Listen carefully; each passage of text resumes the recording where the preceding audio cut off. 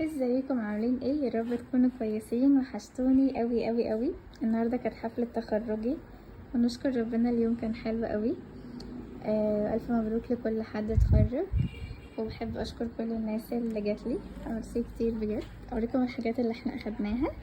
دي كانت الهديه طابلو بس بجد جميل جدا. وكمان ايه الشوكولاته الحلوه دي، عجبني قوي البندات الصغنطوطين دول. واخدنا كمان الستيكر ده، انا دي وانا صغيرة، ايه رأيكم؟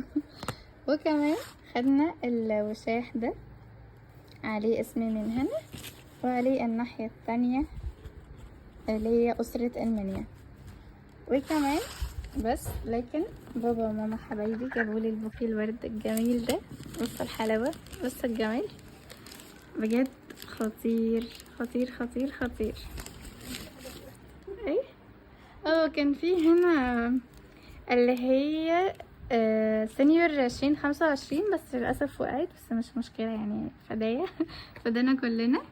في برضو ده هيليوم بلالين حلوة قوي، حلوة جميلة، شكل الشهادة، بس البلالين دي فشت حبة للأسف، بس جميلة برضو. فصاحبتي حبيبتي جاتلي وفاجأتني وجابتلي البوكيه الحلو ده، وجمع صورنا وفي ذكريات حلوة كتير. وانا كنت عاملة دي مارينا عازر، انا كنت طالباها معدن بس هو تقريبا عملها كليريك، بس جميلة برضو. مارينا عازر 2025، هو تقريبا ناس سينيور بس مش مشكلة برضو. والمجلة دي او بيسموها جورنان، ايه رأيكم فيها؟ بس كده.